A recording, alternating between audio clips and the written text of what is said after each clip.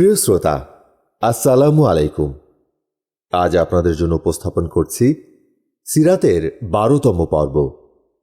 আর সিরাতের 12তম পর্বে আপনাদের জন্য থাকছে পূর্ণাঙ্গ বয়কট, অত্যাচার উৎপীড়নের অঙ্গীকার, 3 বৎসর শিয়াবে আবু তালিব গিরিসংকটে অন্তরীণ অবস্থা, অঙ্গীকারনামা বিনষ্ট, আবু তালিব সমীপে শেষ কুরাইশ প্রতিনিধি দল, শোকের বছর, আবু তালিবের মৃত্যু, আল্লাহর অনন্ত রহমতের পথে খাদিজা রাদিয়াল্লাহু তাআলা আনহা, দুঃখের উপর দুঃখ, রাসূলুল্লাহ সাল্লাল্লাহু আলাইহি সাল্লামের সঙ্গে সাউদাহ রাদিয়াল্লাহু তাআলা আনহা এর বিবাহ, প্রথম পর্যায়ের মুসলিমগণের ধৈর্য ও দৃঢ়তা এবং অন্তর্নিহিত কারণসমূহ। আশা করছি সিরাতের এই ধারাবাহিক আয়োজনের শেষ পর্যন্ত আমাদের সাথেই থাকবেন। পূর্ণাঙ্গ বয়কট, অত্যাচার উৎপীড়নের অঙ্গীকার। মুশরিকদের সকল চেষ্টা প্রচেষ্টা যখন ব্যর্থ হল এবং তারা দেখতে পেল যে বনু হাশিম ও বনু মুত্তালিবের মুসলিম ও কাফির সকলে সম্মিলিতভাবে রাসূলুল্লাহ সাল্লাল্লাহু আলাইহি সাল্লামকে সাহায্যদানের অঙ্গীকার করেছে, এসব কারণে মুশরিকগণের হতবুদ্ধিতা আরও বেড়ে গেল। পূর্বোল্লেখিত সিদ্ধান্ত মোতাবেক মুশরিকগণ মুহাসসাব নামক উপত্যকায় হাইফে বনি কিনানার ভেতরে একত্রিত হয়ে সর্বসম্মতভাবে অঙ্গীকারবদ্ধ হল যে বনু হাশিম এবং বনু মুত্তালিবের সঙ্গে ক্রয় বিক্রয়, সামাজিক কার্যকলাপ, অর্থনৈতিক আদান প্রদান, কুশল বিনিময় ইত্যাদি সবকিছুই বন্ধ রাখা হবে। কেউ তাদের কন্যা গ্রহণ করতে কিংবা তাদের কন্যা দান করতে পারবে না। তাদের সঙ্গে ওঠা বসা, কথোপকথন, মেলামেশা, বাড়িতে যাতায়াত ইত্যাদি কোনো কিছুই করা চলবে না। হত্যার জন্য রাসূলুল্লাহ সাল্লাল্লাহু আলাইহি সাল্লামকে যতদিন তাদের হাতে সমর্পণ করা না হবে ততদিন পর্যন্ত এই নিষেধাজ্ঞা বলবৎ থাকবে। মুশরিকগণ এ বর্জন বা বয়কটের দলিল স্বরূপ একটি অঙ্গীকারনামা সম্পাদন করে, যাতে অঙ্গীকার করা হয়েছিল যে তারা কখনো বনু হাশিমের পক্ষ হতে কোনো সন্ধি চুক্তির প্রস্তাব গ্রহণ করবে না এবং তাদের প্রতি কোনো প্রকার ভদ্রতা বা শিষ্টাচার প্রদর্শন করবে না। যে পর্যন্ত তারা রাসূলুল্লাহ সাল্লাল্লাহু আলাইহি সাল্লামকে হত্যার জন্য মুশরিকগণের হাতে সমর্পণ না করবে সে পর্যন্ত এ অঙ্গীকারনামা বলবৎ থাকবে। ইবনু কাইয়ুমের বর্ণনা সূত্রে বলা হয়েছে যে এ অঙ্গীকারনামা পত্রখানা লিখেছিলেন মনসুর বিন ইকরিমা বিন আমির বিন হাশিম। কেউ কেউ উল্লেখ করেছেন যে এ অঙ্গীকারনামা লিখেছেন নাজর বিন হারিস, কিন্তু সঠিক কথা হচ্ছে এ অঙ্গীকারনামার সঠিক লেখক ছিলেন বাগিজ বিন আমির বিন হাশিম। রাসূল করিম সাল্লাল্লাহু আলাইহি সাল্লাম তার প্রতি বদদোয়া করেছিলেন, যার ফলে তার হাত পক্ষাঘাতগ্রস্ত হয়ে গিয়েছিল। যা হোক, এই অঙ্গীকার স্থিতিকৃত হল এবং অঙ্গীকারনামাটি কাবার দেয়ালে ঝুলিয়ে দেয়া হল, যার ফলে আবু লাহাব ব্যতীত বনু হাশিম এবং বনু মুত্তালিবের কি কাফের কি মুসলিম সকলেই আতঙ্কিত হয়ে শিয়াবে আবু তালিব গিরিসংকটে গিয়ে আশ্রয় গ্রহণ করেন। এই ঘটনা সংঘটিত হয়েছিল নবুয়তের 7ম বর্ষের মুহররম মাসের প্রারম্ভে চাঁদ রাত্রিতে। তবে এই ঘটনা সংঘটনের সময়ের ব্যাপারে আরও মতামত রয়েছে। 3 বৎসর শিয়াবে আবু তালিব গিরিসংকটে অন্তরীণ অবস্থা। এ বয়কটের ফলে বনু হাশিম ও বনু মুত্তালিবের লোকজনের অবস্থা অত্যন্ত কঠিন ও সঙ্গীন হয়ে পড়ল। খাদ্য, শস্য এবং অন্যান্য প্রয়োজনীয় দ্রব্য সামগ্রী আমদানি ও পানীয় সরবরাহ বন্ধ হয়েছিল, কারণ খাদ্যশস্য ও অন্যান্য প্রয়োজনীয় দ্রব্য সামগ্রী যা মক্কায় আসত মুশরিকগণ তা তাড়াহুড়ো করে ক্রয় করে নিত। এ কারণে গিরিসংকটে অবরুদ্ধদের অবস্থা অত্যন্ত করুণ হয়ে পড়ল। খাদ্যাভাবে তারা গাছের পাতা, চামড়া ইত্যাদি খেতে বাধ্য হল। কোনো কোনো সময় তাদের উপবাসেও থাকতে হতো। উপবাসের অবস্থা এরূপ হয়ে যখন মর্মবিদারক কণ্ঠে ক্রন্দন করতে থাকত, তখন গিরিসংকটে তাদের নিকট জিনিসপত্র পৌঁছানো প্রায় অসম্ভব হয়ে পড়েছিল। যা পৌঁছাতো তাও অতি সঙ্গোপনে। হারাম মাসগুলো ছাড়া অন্য কোনো সময়ে প্রয়োজনীয় জিনিসপত্র সংগ্রহের উদ্দেশ্যে তারা বাইরে যেতে পারতেন না। অবশ্য যে সকল কাফেলা মক্কার বাইরে থেকে আগমন করত তাদের নিকট থেকে তারা জিনিসপত্র ক্রয় করতে পারতেন। কিন্তু মক্কার ব্যবসায়ীগণ এবং লোকজনেরা সেসব জিনিসের দাম এতই বৃদ্ধি করে দিত যে গিরিসংকটবাসীগণের ধরা ছোঁয়ার বাইরেই তা থেকে যেত। খাদিজা রাদিয়াল্লাহু তাআলা আনহা এর ভ্রাতুষ্পুত্র হাকিম বিন হিজাম কখনো কখনো তার ফুফুর জন্য গম পাঠিয়ে দিতেন। এক দিবস আবু জাহেলের সঙ্গে সাক্ষাৎ হয়ে গেলে সে খাদ্যশস্য নিয়ে যাওয়ার ব্যাপারে বাধা দিতে উদ্যত হল, কিন্তু আবুল বখতারি এ ব্যাপারে হস্তক্ষেপ করল এবং তার ফুফুর নিকট খাদ্য প্রেরণে সাহায্য করল। এদিকে আবু তালিব রাসূলুল্লাহ সাল্লাল্লাহু আলাইহি সাল্লাম সম্পর্কিত সর্বক্ষণ চিন্তিত থাকতেন। তার নিরাপত্তা বিধানের কারণে লোকেরা যখন নিজ নিজ শয্যায় শয়ন করত তখন তিনি রাসূলুল্লাহ সাল্লাল্লাহু আলাইহি সাল্লামকে নিজ শয্যার শয়ন করানোর জন্য পরামর্শ দিতেন। উদ্দেশ্য এই ছিল যে কেউ যদি তাকে হত্যা করতে ইচ্ছুক থাকে তাহলে সে দেখে নিক যে তিনি কোথায় শয়ন করেন। তারপর যখন লোকজনেরা ঘুমিয়ে পড়ত তিনি তার শয্যাস্থল পরিবর্তন করে দিতেন। নিজ পুত্র, ভাই কিংবা ভ্রাতুষ্পুত্রদের মধ্য থেকে একজনকে রাসূলুল্লাহ সাল্লাল্লাহু আলাইহি সাল্লামের শয্যার শয়ন করানোর জন্য পরামর্শ দিতেন এবং তার পরিত্যাজ্য শয্যায় রাসূল করিম সাল্লাল্লাহু আলাইহি সাল্লামের শয়নের ব্যবস্থা করতেন। এ অবরুদ্ধ অবস্থা সত্ত্বেও হজের সময় নবী করিম সাল্লাল্লাহু আলাইহি সাল্লাম এবং অন্যান্য মুসলিমগণ গিরিসংকট থেকে বাইরে বেরিয়ে আসতেন এবং হজব্রত পালনে আগত ব্যক্তিগণের সঙ্গে সাক্ষাৎ করে তাদের নিকট ইসলামের দাওয়াত পেশ করতেন। সে সময় আবুল আহাবের কার্যকলাপ যা ছিল সে সম্পর্কে ইতিপূর্বে আলোচনা করা হয়েছে। অঙ্গীকারনামা বিনষ্ট। এরূপ অবর্ণনীয় সংকটময় অবস্থায় দীর্ঘ 2 বা 3 বছর অতিক্রান্ত হল। এরপর নবুয়াতের 10ম বর্ষের মুহররম মাসে লিখিত অঙ্গীকারনামাটি ছিন্ন করে ফেলা হল এবং অত্যাচার উৎপীড়নের পরিসমাপ্তি ঘটানোর প্রচেষ্টা চালানো হল। কারণ প্রথম থেকেই কিছু সংখ্যক ছিল এর বিপক্ষে। যারা এর বিপক্ষে ছিল তারা সব সময় সুযোগের সন্ধানে থাকত একে বাতিল কিংবা বিনষ্ট করার জন্য।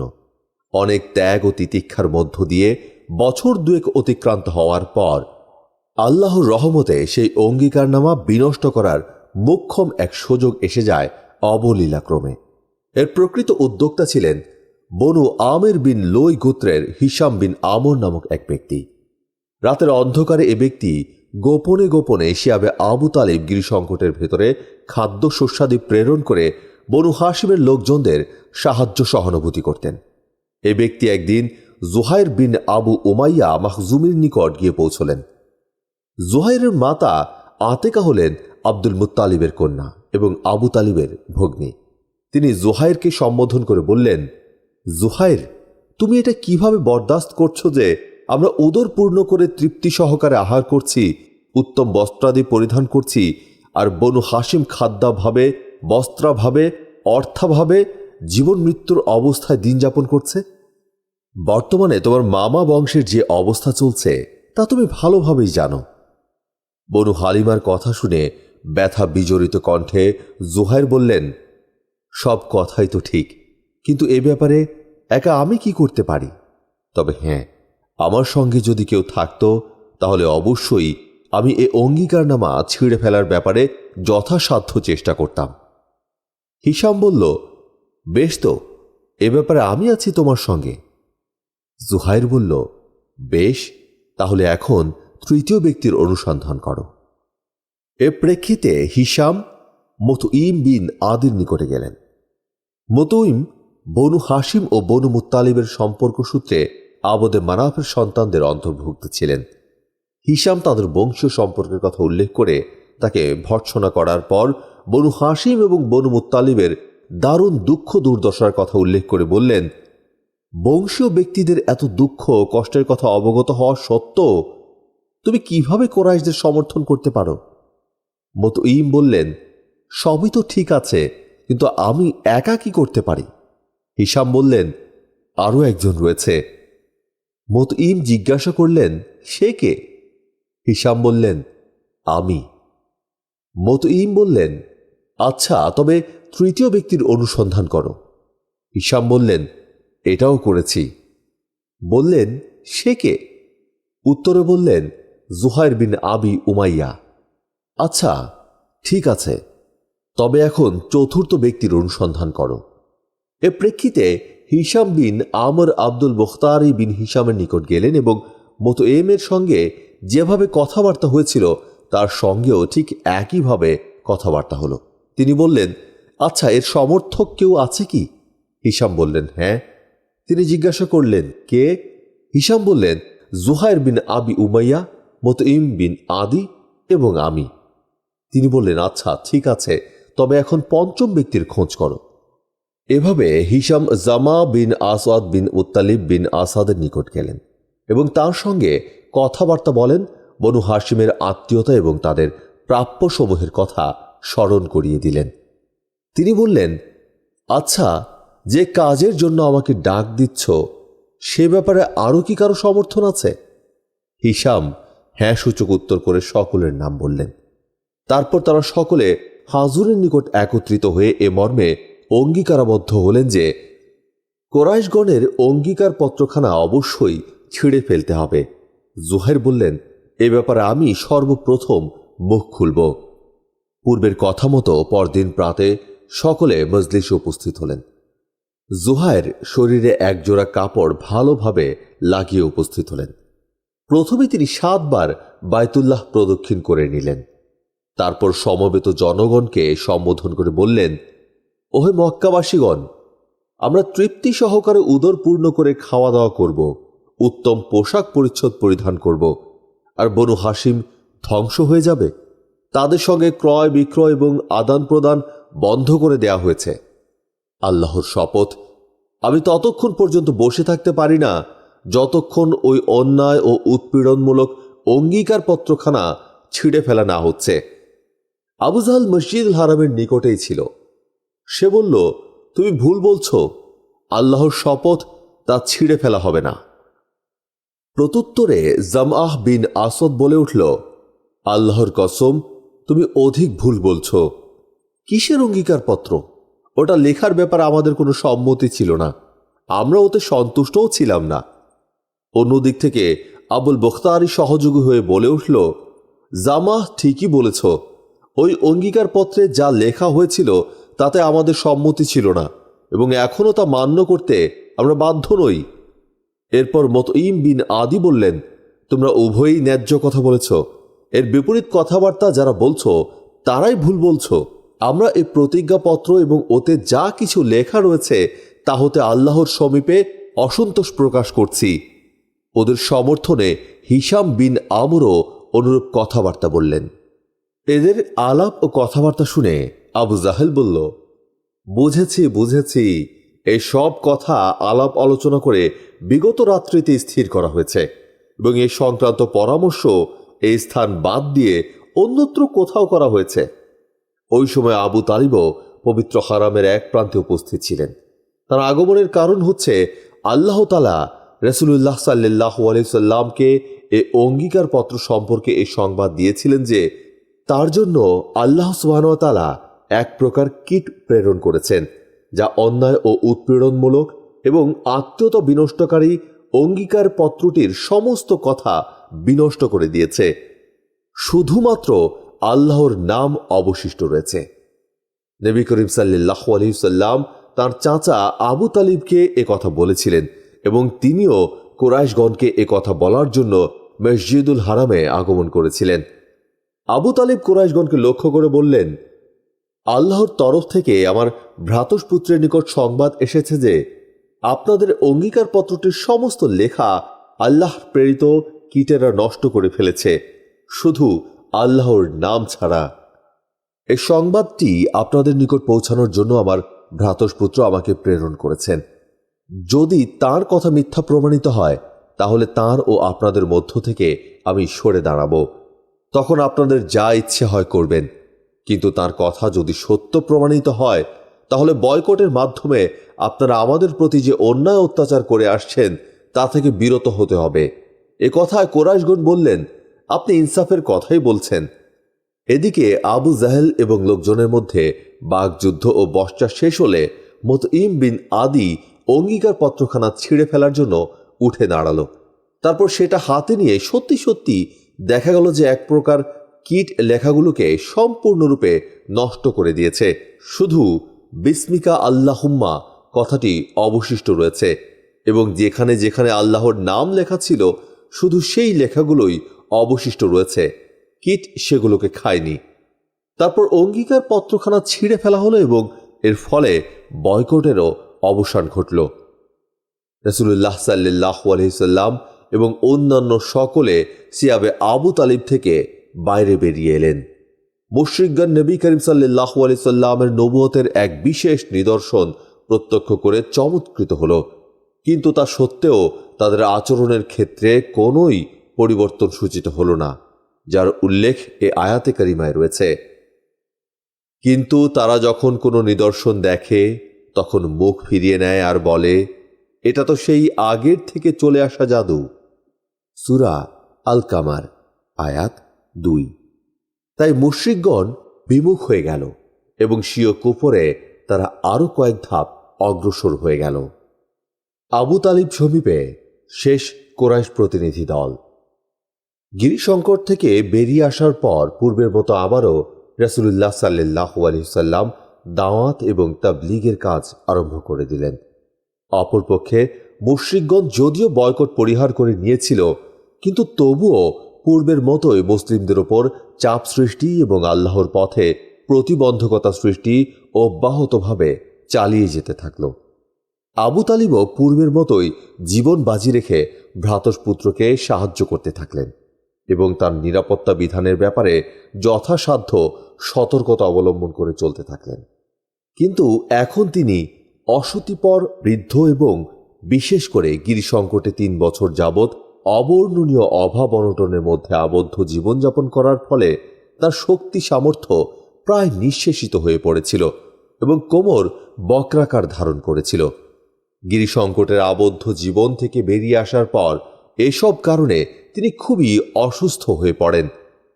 ওই সময় মুশরিকগণ চিন্তা ভাবনা করল যে যদি আবু তালিবের মৃত্যু হয় এবং তারা তার ভ্রাতস্পুত্রের ওপর অন্যায় অত্যাচার করে, তবে এতে তাদের খুব বড় রকমের বদনাম হয়ে যাবে। এই কারণে আবু তালিবের সামনেই মুহাম্মদ সাল্লাল্লাহু আলাইহি সাল্লাম সম্পর্কে কোনো একটা সিদ্ধান্ত হয়ে যাওয়া উচিত। এ ব্যাপারে তিনি কিছুটা সুযোগ সুবিধাও দিতে পারেন। আগে কোনোদিনই যা দিতে তিনি রাজি ছিলেন না। এই চিন্তাভাবনার প্রেক্ষাপটে একটি কুরাইশ প্রতিনিধি দল আবু তালিবের নিকট গিয়ে উপস্থিত হল এবং এটিই ছিল তার নিকট অনুরূপ শেষ প্রতিনিধি দল। ইবনু ইসহাক এবং অন্যান্যদের বর্ণনা সূত্রে জানা যায় যে যখন অসুস্থ আবু তালিব শয্যাগত হয়ে পড়লেন এবং দিনে দিনে তার অবস্থা ক্রমেই অবনতির দিকে যেতে থাকল, তখন কুরাইশগণ এ মর্মে পরস্পর বলাবলি করতে থাকল যে হামজা ও ওমর মুসলিম হয়ে গিয়েছে এবং মুহাম্মদ সাল্লাল্লাহু আলাইহি সাল্লামের ধর্ম বিভিন্ন কুরাইশ গোত্রে বিস্তার লাভ করেছে। কাজেই চলো আমরা আবু তালিবের নিকট গিয়ে তাকে তার ভ্রাতস্পুত্রের ধর্ম প্রচার থেকে বিরত রাখার ব্যাপারে একটি অঙ্গীকারনামা আদায়ের কথা বলি এবং আমাদের পক্ষ থেকেও কোনো প্রকার অনিষ্ট না করার ব্যাপারে তার অনুকূলে একটি অঙ্গীকারনামা সম্পাদন করে নেই। কারণ এ ব্যাপারে আমরা অত্যন্ত ভীত এবং আতঙ্কিত যে এই ধারায় মুহাম্মদ সাল্লাল্লাহু আলাইহি সাল্লাম তার প্রচার অব্যাহত রাখলে লোকজনেরা তার ধর্মমত গ্রহণ করে আমাদের আয়ত্তের বাইরে চলে যাবে।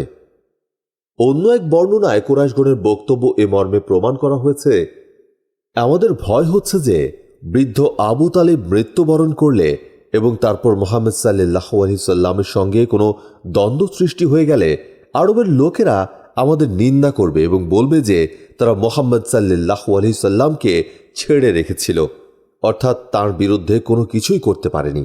কিন্তু যখন তার চাচা মৃত্যুমুখে পতিত হলেন তখন তারা তার উপর আক্রমণ করে বসল। যা হোক, এ কুরাইশ প্রতিনিধি দল আবু তালিবের নিকট গিয়ে পৌঁছল এবং সংশ্লিষ্ট বিভিন্ন বিষয় নিয়ে তার সঙ্গে আলাপ আলোচনা ও মত বিনিময় করল। কুরাইশগণের মধ্য থেকে বিশিষ্ট এবং সম্ভ্রান্ত ব্যক্তিদের নিয়ে এই প্রতিনিধি দল গঠিত হয়েছিল। বিশেষভাবে উল্লেখযোগ্য ব্যক্তিদের মধ্যে ছিলেন উতবাহ বিন রাবিয়াহ, শায়বাহ বিন রাবিয়াহ, আবু জাহল বিন হিশাম, উমাইয়া বিন খালফ এবং আবু সুফিয়ান বিন হারব। এ প্রতিনিধি দলে ছিল প্রায় 25 জন সদস্য। বৃদ্ধ আবু তালিবকে সম্বোধন করে তারা বলল, হে আবু তালিব, আমাদের মধ্যে মান মর্যাদার যে আসনে আপনি সমাসীন রয়েছেন তা সম্যক অবহিত রয়েছেন, এবং বর্তমানে যে অবস্থার মধ্য দিয়ে কালাতিপাত করছেন তাও আপনার নিকট সুস্পষ্ট। আমাদের ভয় হচ্ছে যে আপনি আপনার জীবনের অন্তিম পর্যায়ে অতিবাহিত করছেন। এদিকে আপনার ভ্রাতস্পুত্র এবং আমাদের মধ্যে যে দ্বন্দ্ব সংঘাত ও মতদ্বৈততা চলে আসছে সেও আপনার অজানা নেই। আমরা চাচ্ছি যে আপনি তাকে ডাকিয়ে নেবেন এবং তার সম্পর্কে আমাদের নিকট থেকে এবং আমাদের সম্পর্কে তার নিকট থেকে অঙ্গীকার গ্রহণ করবেন। এ অঙ্গীকারের উদ্দেশ্য হবে আমরা তার থেকে এবং সে আমাদের থেকে পৃথক থাকবে, অর্থাৎ আমাদের ধর্মমতের ওপর সে কোনো প্রকার হস্তক্ষেপ করবে না এবং আমরাও তার ধর্মমতের ওপর কোনো প্রকার হস্তক্ষেপ করব না। কুরাইশ নেতৃবৃন্দের সঙ্গে আলোচনার প্রেক্ষিতে আবু তালিব তার ভ্রাতস্পুত্রকে ডাকিয়ে বললেন, ভ্রাতস্পুত্র, তুমি অবশ্যই অবগত আছো যে এরা হচ্ছেন তোমার স্বজাতীয় সম্মানিত ব্যক্তি। তোমার জন্য এরা এখানে সমবেত হয়েছেন। এরা চাচ্ছেন যে তোমাকে কিছু ওয়াদা বা অঙ্গীকার প্রদান করবেন এবং তোমাকেও তাঁদের কিছু ওয়াদা বা অঙ্গীকার প্রদান করতে হবে। অর্থাৎ ধর্মমতের ব্যাপারে তারা তোমার প্রতি কোনো কটাক্ষ করবেন না এবং তুমিও তাঁদের প্রতি কোনো প্রকার কটাক্ষ করবে না। প্রত্যুত্তরে রাসূলুল্লাহ সাল্লাল্লাহু আলাইহি সাল্লাম প্রতিনিধি দলকে সম্বোধন করে বললেন, আমি যদি এমন একটি প্রস্তাব পেশ করি যা মেনে নিলে গোটা আরবের সম্রাট হওয়া যাবে এবং আজম অধীনস্থ হয়ে যাবে, তাহলে এ ব্যাপারে আপনাদের মতামত কি হতে পারে তা বলুন। কোনো কোনো বর্ণনায় এমনটিও বলা হয়েছে যে রাসূলুল্লাহ সাল্লাল্লাহু আলাইহি সাল্লাম তাঁর চাচা আবু তালিবকে সম্বোধন করে বলেছেন, চাচা যান, আমি তাঁদের নিকট থেকে এমন এক প্রস্তাবের প্রতি স্বীকৃতি ও সমর্থন চাই যা মেনে নিলে সমগ্র আরব জাহান তাঁদের অধীনস্থ হয়ে যাবে এবং আজম তাঁদের নিকট কর দিয়ে বসবাস করতে বাধ্য হবে। অন্য এক বর্ণনায় এ কথাও উল্লেখ রয়েছে যে নবী করিম সাল্লাল্লাহু আলাইহি সাল্লাম বললেন, চাচা যান, আপনি তাদেরকে এমন কথার প্রতি আহ্বান জানান না কেন যা প্রকৃতই তাদের মঙ্গলজনক? তিনি বললেন, তুমি কোন কথার প্রতি তাদের আহ্বান জানাতে বলছো? নবী করিম সাল্লাল্লাহু আলাইহি সাল্লাম বললেন, আমি এমন এক কথার প্রতি আহ্বান জানাচ্ছি যে কথা মেনে নিলে সমগ্র আরব তাদের অধীনস্থ হয়ে যাবে এবং অনারবদের ওপর তাদের রাজত্ব প্রতিষ্ঠিত হয়ে যাবে। ইবনু ইসহাকের এক বর্ণনা সূত্রে জানা যায় যে রাসূলুল্লাহ সাল্লাল্লাহু আলাইহি সাল্লাম তাদের বললেন, আপনারা শুধুমাত্র একটি কথা মেনে নিন যার বদৌলতে আপনারা হয়ে যাবেন আরবের সম্রাট এবং আজম হয়ে যাবে আপনাদের অধীনস্থ। রাসূলুল্লাহ সাল্লাল্লাহু আলাইহি সাল্লামের মুখ থেকে যখন তারা এই কথা শুনল তখন তারা সম্পূর্ণ নিস্তব্ধ ও নির্বাক হয়ে গেল এবং মনে হলো যেন তাদের হতবুদ্ধিতায় পেয়ে বসেছে। মুহাম্মদ সাল্লাল্লাহু আলাইহি সাল্লামের শুধু একটি কথা মেনে নিলে তারা এত বেশি লাভবান হতে পারবে এ চিন্তা তাদের মন মগজকে একদম আচ্ছন্ন করে ফেলল। তারা মনে মনে বলতে থাকলো যে একটি মাত্র কথাতে যদি এত বড় উপকার হয় তাহলে তা ছেড়ে দেওয়া যায় কি করে? আবু জাহেল বলল, আচ্ছা তুমি বলো তো ঠিক সে কথাটি কি? তোমার পিতার কসম, কথাটি যদি সত্য হয় তাহলে একটি কেন 10টি বললেও আমরা মানতে প্রস্তুত আছি। নবী করিম সাল্লাল্লাহু আলাইহি সাল্লাম বললেন, আপনারা বলুন লা ইলাহা ইল্লাল্লাহু এবং আল্লাহ ছাড়া যার উপাসনা করেন তা পরিহার করুন। নবী করিম সাল্লাল্লাহু আলাইহি সাল্লামের কথার পরিপ্রেক্ষিতে তারা হাতে হাত মারতে মারতে এবং তালি দিতে দিতে বলল, মুহাম্মদ, তুমি এটাই চাচ্ছ যে সকল আল্লাহর জায়গায় মাত্র এক আল্লাহকে আমরা মেনে নেই। বাস্তবিক তোমার ব্যাপার বড়ই আশ্চর্যজনক। তারপর তারা নিজেদের মধ্যে একে অন্যকে বলল, আল্লাহর শপথ, এ ব্যক্তি তোমাদের একটি কথাও মান্য করার জন্য প্রস্তুত নয়। অতএব চলো এবং পূর্বপুরুষগণের নিকট থেকে বংশ পরম্পরা সূত্রে প্রাপ্ত দ্বীনের উপরই অটল থাকি, যাবৎ আল্লাহ আমাদের এবং তার মধ্যে একটা মীমাংসা করে না দেন। এরপর তারা নিজ নিজ রাস্তায় চলে গেল। এই ঘটনার পর সেই সব লোকজনকে কেন্দ্র করে কোরআনুল কারীমে আল্লাহ তাআলা এই আয়াতসমূহ অবতীর্ণ করেন। সাদ, নাসিহাতে পূর্ণ কোরআনের শপথ, কিন্তু কাফিররা আত্মম্ভরিতা আর বিরোধিতায় নিমজ্জিত। তাদের পূর্বে আমি কত মানব গোষ্ঠীকে ধ্বংস করে দিয়েছি। অবশেষে তারা আত্মচিৎকার করেছিল, কিন্তু তখন পরিত্রাণ লাভের আর কোনো অবকাশই ছিল না। আর তারা বিস্ময় বোধ করল যে তাদের কাছে তাদেরই মধ্য হতে একজন সতর্ককারী এসেছে। কাফিরগণ বলল, এটা একটা জাদুকর, মিথ্যুক। সে কি সব ইলাহকে এক ইলাহ বানিয়ে ফেলেছে? এটা বড়ই আশ্চর্য ব্যাপার তো। তাদের প্রধানরা প্রস্থান করল এই বলে যে, তোমরা চলে যাও আর অবিচলিত চিত্তে তোমাদের ইলাহদের পূজায় লেগে থাকো।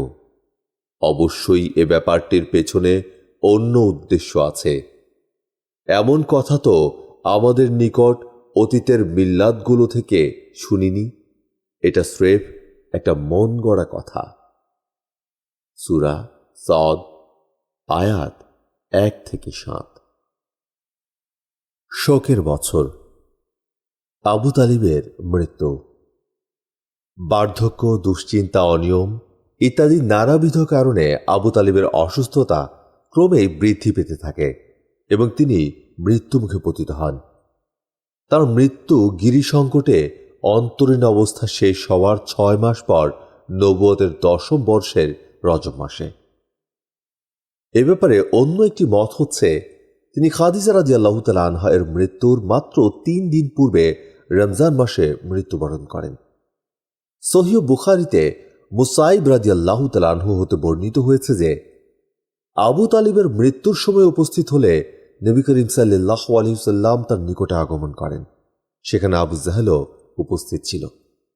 রাসূলুল্লাহ সাল্লাল্লাহু আলাইহি ওয়াসাল্লাম বললেন, চাচা যান, আপনি শুধু একবার লা ইলাহা ইল্লাল্লাহ কালেমাটি পাঠ করুন, যাতে আমি বিচার দিবসে প্রমাণ হিসেবে তা আল্লাহর সমীপে পেশ করতে পারি। আবু জাহেল এবং আব্দুল্লাহ বিন উমাইয়া বলল, আবু তালিব আব্দুল মুত্তালিবের ধর্ম হতে কি তাহলে শেষ পর্যন্ত বিমুখ হয়েই যাবেন? তারপর এরা উভয়েই অবিরাম তাঁর সঙ্গে কথা বলতে থাকে। সব শেষে আবু তালিব যে কথাটি বলেছিলেন তা হচ্ছে আব্দুল মুত্তালিবের ধর্মের ওপর। নবী করিম সাল্লাল্লাহু আলাইহি সাল্লাম বললেন, আমি যতক্ষণ বাধাপ্রাপ্ত না হব ততক্ষণ আপনার জন্য ক্ষমা প্রার্থনা করতে থাকব। এ প্রেক্ষিতে এ আয়াতে কারিমা অবতীর্ণ হয়। নবী ও মুমিনদের জন্য এটা শোভনীয় নয় যে তারা মুশরিকদের জন্য ক্ষমা প্রার্থনা করবে, তারা আত্মীয় স্বজন হলেও, যখন এটা তাদের কাছে সুস্পষ্ট যে তারা জাহান্নামের অধিবাসী। সূরা আত-তাওবাহ, আয়াত 113। আরও অবতীর্ণ হয়, তুমি যাকে ভালোবাসো তাকে সৎ পথ দেখাতে পারবে না। আল কাসাস, আয়াত 56। এখানে একথা বলা নিষ্প্রয়োজন যে আবু তালিব রাসূল পাক সাল্লাল্লাহু আলাইহি ওয়াসাল্লামকে কি পরিমাণ সাহায্য, সহযোগিতা ও রক্ষণাবেক্ষণ করেছিলেন। মক্কার অনাচারী মুশরিকগণের আক্রমণ থেকে ইসলামী আন্দোলনের প্রতিরক্ষার ব্যাপারে প্রকৃতই তিনি ছিলেন দুর্গস্বরূপ।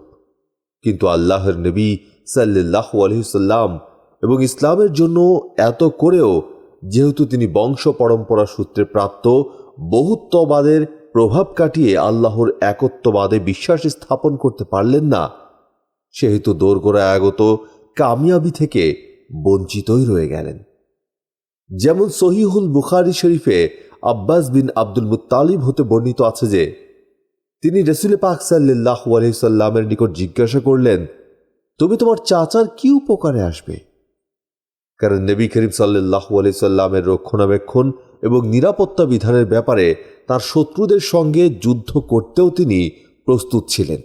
রাসূলুল্লাহ সাল্লাল্লাহু আলাইহি সাল্লাম বললেন, তিনি এখন জাহান্নামের অগভীর স্থানে অবস্থান করেছেন। যদি আমি তার সঙ্গে সম্পর্কিত না হতাম তাহলে তিনি জাহান্নামের অতলে ডুবে যেতেন। আবু সাঈদ খুদরি রাদিয়াল্লাহু তাআলা আনহু বর্ণনা করেছেন যে এক দফা রাসূলুল্লাহ সাল্লাল্লাহু আলাইহি সাল্লামের নিকট তার চাচা আবু তালিবের আলোচনা উপস্থিত হল। আলোচনা সূত্রে তিনি বললেন, সম্ভবত কিয়ামতের দিন আমার সুপারিশ তার উপকারে আসবে এবং তাকে জাহান্নামের এক অগভীর স্থানে রাখা হবে, যা শুধু তার দুপায়ের গিঁটে পৌঁছবে। আল্লাহর অনন্ত রহমতের পথে খাদিজা রাদিয়াল্লাহু তাআলা আনহা। আবু তালিবের মৃত্যুর 2 মাস পর, মতান্তরে মাত্র 3 দিন পর, উম্মুল মুমিনিন খাদিজাতুল কুবরা রাদিয়াল্লাহু তাআলা আনহা মৃত্যুমুখে পতিত হন। তার মৃত্যু নবুয়ত 10ম বর্ষের রমজান মাসে। মৃত্যুকালে তার বয়স হয়েছিল 65 বছর। রাসূলুল্লাহ সাল্লাল্লাহু আলাইহি সাল্লাম তখন অতিবাহিত করেছিলেন তার জীবনের 50তম বছর। রাসূলুল্লাহ সাল্লাল্লাহু আলাইহি সাল্লামের জীবনে খাদিজাতুল কুবরা রাদিয়াল্লাহু তাআলা আনহা ছিলেন আল্লাহ তাআলার এক বিশেষ নিয়ামত স্বরূপ। দীর্ঘ 25 বছর যাবৎ আল্লাহর নবী হযরত মুহাম্মদ সাল্লাল্লাহু আলাইহি সাল্লামকে সাহচর্য দিয়ে, সেবা যত্ন দিয়ে, বিপদ আপদে সাহস ও শক্তি দিয়ে, অভাব অনটনে অর্থ সম্পদ দিয়ে, ধ্যান ও জ্ঞানের প্রয়োজনে প্রেরণা ও পরামর্শ দিয়ে ইসলাম বীজের অঙ্কুরোদ্গম এবং শিশু ইসলামের লালন পালনের ক্ষেত্রে তিনি যে অসামান্য অবদান রেখেছেন, ইসলামের ইতিহাসে তার কোনো তুলনা মিলে না। খাদিজাতুল কুবরা রাদিয়াল্লাহু তাআলা আনহা সম্পর্কে বলতে গিয়ে নবী করিম সাল্লাল্লাহু আলাইহি সাল্লাম বলেছেন, যে সময় লোকেরা আমার সঙ্গে কুফরি করল, সেই সময়ে তিনি আমার প্রতি অটল বিশ্বাস স্থাপন করলেন। যে সময় লোকেরা আমাকে মিথ্যা প্রতিপন্ন করল, সেই সময় তিনি আমাকে সত্যায়ন করলেন। আর লোকেরা যখন আমাকে বঞ্চিত করল, তখন তিনি আমাকে তাঁর সম্পদে অংশীদার করলেন। আল্লাহ আমাকে তাঁর গর্ভে সন্তানাদি প্রদান করলেন, অন্য কোনো স্ত্রীর গর্ভে সন্তান দেননি। সহিহুল বুখারীতে আবু হুরায়রা রাদিয়াল্লাহু তাআলা আনহু হতে বর্ণিত আছে যে জিব্রাইল আলাইহিস সালাম নবী করিম সাল্লাল্লাহু আলাইহি সাল্লামের নিকট আগমন করে বললেন যে, হে আল্লাহর রাসূল, তিনি খাদিজাতুল কুবরা রাদিয়াল্লাহু তাআলা আনহার আগমন করছেন। তার নিকট একটি পাত্র আছে, যার মধ্যে তরকারি, খাদ্যবস্ত্র অথবা পানীয় বস্তু আছে। যখন সে আপনার নিকট এসে পৌঁছবে, তখন আপনি তাকে তার প্রতিপালকের পক্ষ থেকে সালাম বলবেন এবং জান্নাতে মতির তৈরি একটি মহলের সুসংবাদ প্রদান করবেন, যার মধ্যে কোনো হট্টগোল বা হইচই হবে না, কোনো প্রকার ক্লান্তি ও শ্রান্তি আসবে না। দুঃখের ওপর দুঃখ। প্রাণপ্রিয় চাচা আবু তালিবের মৃত্যু এবং প্রাণাধিকা প্রিয়া ও সহধর্মিনী উম্মুল মুমিনিন খাদিজাতুল কুবরা রাদিয়াল্লাহু তাআলা আনহা এর মৃত্যু, এ দুটি মর্মান্তিক ও বেদনাদায়ক ঘটনা সংঘটিত হয়ে গেল অতি অল্প সময়ের ব্যবধানে। এ দুটি মৃত্যুর সুদূর প্রসারী ফল প্রতিফলিত হতে থাকল নবী করিম সাল্লাল্লাহু আলাইহি সাল্লামের জীবনে। একদিকে যেমন তার জীবনে বিস্তার লাভ করল নিদারুণ শোকের ছায়া, অন্যদিকে তিনি বঞ্চিত হলেন অত্যন্ত প্রভাবশালী অভিভাবকের অভিভাবকত্ব এবং সহধর্মিনীর অনাবিল প্রেম, ভালোবাসা ও সাহচর্য থেকে। পিতৃব্যের মৃত্যুর ফলে মুশরিকগণের সাহস বৃদ্ধি পেয়ে পেয়ে বহু গুণে বেড়ে গেল। নবী করিম সাল্লাল্লাহু আলাইহি সাল্লাম ও মুসলিমগণের উপর নতুন উদ্যমে তারা শুরু করল নানামুখী নির্যাতন।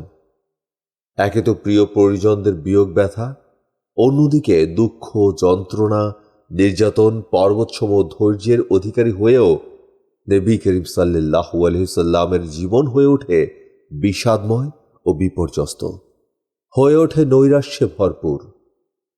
নৈরাশ্যের মাঝে কিছুটা আশায় বুক বেঁধে অগ্রসর হন তিনি তাইফের পথে, যদি সেখানকার লোকজন দাওয়াত গ্রহণ করেন কিংবা দাওয়াত ও তাবলীগের ব্যাপারে তাকে কিছুটা সাহায্য করেন, কিংবা তাকে একটু আশ্রয় প্রদান করে তার জাতির বিরুদ্ধে সাহায্য করেন।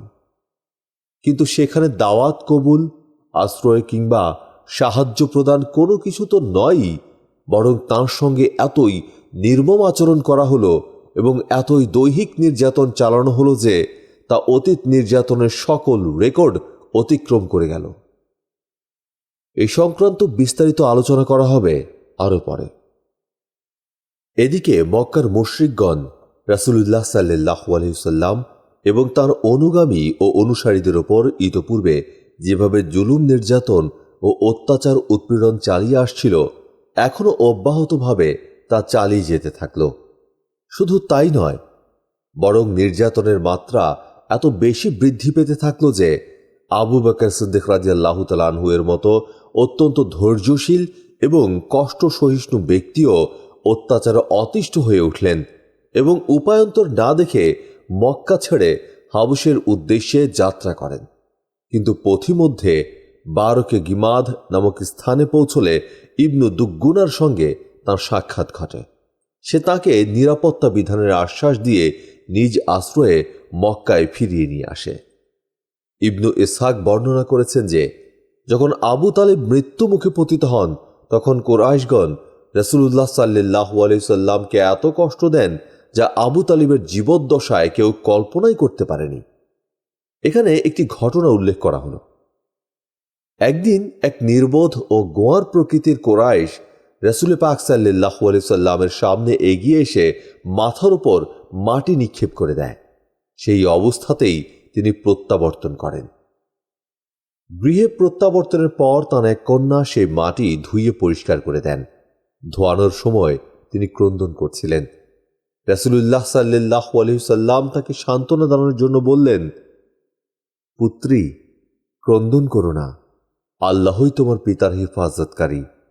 ওই সময় তিনি এ কথাও বলেন যে যতদিন আমার চাচা আবু তালিব জীবিত ছিলেন, কুরাইশগণ আমার সঙ্গে এত খারাপ ব্যবহার করেনি যা আমার সহ্যের বাইরে ছিল। এমনইভাবে অবিরাম একের পর এক বিপদ আপদের সম্মুখীন হওয়ার কারণে নবী করিম সাল্লাল্লাহু আলাইহি সাল্লাম সেই বছরটির নাম রাখেন আমুল হুজন, অর্থাৎ দুঃখ কষ্টের বছর। ইতিহাসে সে বছরটি এ নামেই প্রসিদ্ধ। রাসূলুল্লাহ সাল্লাল্লাহু আলাইহি সাল্লামের সঙ্গে সাউদাহ রাদিয়াল্লাহু তাআলা আনহা এর বিবাহ। নবুয়তের 10ম বর্ষের শাওয়াল মাসে রাসূল করিম সাল্লাল্লাহু আলাইহি সাল্লাম সাউদা বিনতে জামআহ রাদিয়াল্লাহু তাআলা আনহাকে বিবাহ করেন। এ মহিলা নবুয়তের প্রথম অবস্থাতেই মুসলিম হয়েছিলেন। হাবশের অর্থাৎ আবিসিনিয়ায় দ্বিতীয় হিজরতের সময় হিজরতও করেছিলেন। তার পূর্ব স্বামীর নাম ছিল সাকরান বিন আমর। তিনিও প্রথম পর্যায়ের মুসলিম ছিলেন এবং সাউদা তার সঙ্গে হাবস হিজরত করেছিলেন। সাউদার স্বামী হাবসে মৃত্যুবরণ করেন। এ কথাও বলা হয়ে থাকে যে মক্কায় ফিরে আসার পর তিনি মৃত্যুবরণ করেন। বৈধব্যের পর ইদ্যত পালন শেষ হলে নবী করিম সাল্লাল্লাহু আলাইহি সাল্লাম তাকে বিবাহের প্রস্তাব পাঠান। তারপর তারা উভয়ে বিবাহ বন্ধনে আবদ্ধ হন। খাদিজা রাদিয়াল্লাহু তাআলা আনহা এর পর এ মহিলা ছিলেন রাসূল করিম সাল্লাল্লাহু আলাইহি সাল্লামের প্রথম স্ত্রী, কিন্তু বিবাহ পরম্পরায় ছিলেন দ্বিতীয় স্ত্রী। কয়েক বছর পর ইনি নিজের পালা আয়েশা সিদ্দিকা রাদিয়াল্লাহু তাআলা আনহাকে দান করে দিয়েছিলেন। প্রথম পর্যায়ের মুসলিমগণের ধৈর্য ও দৃঢ়তা এবং এর অন্তর্নিহিত কারণসমূহ। ইসলাম প্রচারের প্রাথমিক পর্যায়ে অর্থাৎ প্রথম দিকে কয়েক বছরের মধ্যে যারা মুসলিম হয়েছিলেন, তাদের যে অবর্ণনীয় দুঃখ, দৈন্য, দুর্দশা, নির্যাতন ও নিপীড়নের মধ্যে নিপতিত হতে হয়েছিল এবং যেভাবে তারা অসাধারণ ধৈর্য, ত্যাগ, তিতিক্ষা, সাহস, সহিংসতা, দৃঢ়তা, পারস্পরিক সহযোগিতা, সহমর্মিতা এবং অধ্যবসায়ের সঙ্গে কোনো কোনো ক্ষেত্রে জীবন দিয়ে, কোনো কোনো ক্ষেত্রে প্রাণকে বিপন্ন করে শিশু ইসলামকে লালন করে তার বিকাশধারা অব্যাহত রেখেছিলেন, তা গভীরভাবে অনুধাবন করে বিশ্বের বড় বড় পণ্ডিত এবং জ্ঞানী গুণী ব্যক্তিগণ একদিকে যেমন বিস্ময়ে হতবাক হয়ে যান, অন্যদিকে তেমনি সত্যের প্রতি তাদের অবিচল নিষ্ঠা, কর্তব্যবোধ, কর্তব্য কর্মের দৃঢ়তা ইত্যাদি প্রত্যক্ষ করে তারা চমৎকৃত এবং মুগ্ধ হতে থাকেন। একই সঙ্গে তাদের মনে এ প্রশ্নেরও উদয় হতে থাকে যে কি কারণে, কোন জাদু মন্ত্র বলে এ অসাধ্য তাদের পক্ষে সম্ভব হয়েছিল। অসংখ্য অগণিত মানুষের এ প্রশ্নের যথার্থ উত্তর কি হতে পারে তার প্রতি কিঞ্চিত আলোকপাত করা প্রয়োজন বলে মনে করেই এবারে আলোচনা পেশ করছি আপনাদের জন্য। আল্লাহর প্রতি ঈমান। উপর্যুক্ত প্রশ্নের প্রেক্ষাপটে সম্ভাব্য উত্তরমালার মধ্যে সর্বপ্রথম এবং সবচেয়ে গুরুত্বপূর্ণ হচ্ছে সমগ্র বিশ্বজাহানের অনাদি অনন্ত অদ্বিতীয় সর্বশক্তিমান স্রষ্টা প্রতিপালক আল্লাহ তাআলার প্রতি প্রগাঢ় বিশ্বাস এবং তাঁর অস্তিত্ব, হিকমত এবং কুদরত সম্পর্কে সঠিক এবং সুস্পষ্ট ধারণা বা জ্ঞান। কারণ তাওহীদের সুস্পষ্ট ধারণা এবং তাওহীদি নূরে যখন মুমিনের অন্তর আলোকিত, উদ্বেলিত ও পুলকিত হয়ে ওঠে, পর্বত প্রমাণ প্রতিবন্ধকতাও তখন তাঁর সামনে শুষ্ক তৃণখণ্ডের মতো তুচ্ছ মনে হয়।